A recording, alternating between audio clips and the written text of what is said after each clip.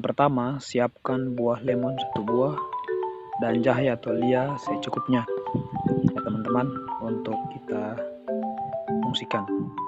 Yang berikut, siapkan wadah berisi air bersih untuk kita membersihkan jahe yang kotor ya teman-teman. Nah, karena jahe ini baru diambil dari tanah, jadi kita perlu bersihkan. Setelah itu kita membersihkan atau mengeluarkan kulit luar dari jahe atau alia ini agar bersih ya teman-teman, agar kita bisa menggunakannya. Nah, yang berikut setelah itu kita menghancurkan atau memermerkan alia atau jahe tadi, dan setelah itu kita siapkan wadah air sekitar 250 liter. Setelah itu kita isi juga alia atau jahe yang sudah dihancurkan tadi, kemudian kita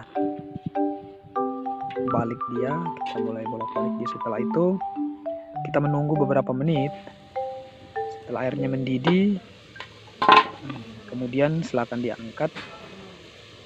Setelah itu kita siapkan juga sebuah wadah berupa gelas untuk nanti air yang rebusan jahe ini kita isi.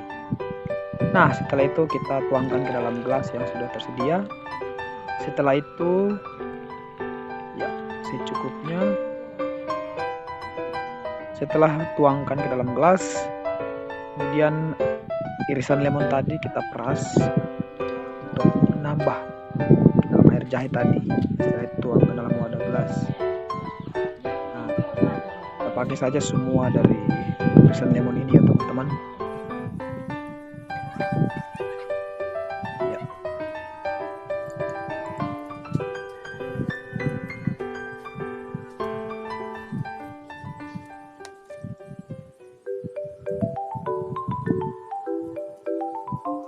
Nah teman-teman, sudah jadi nih teman-teman ya.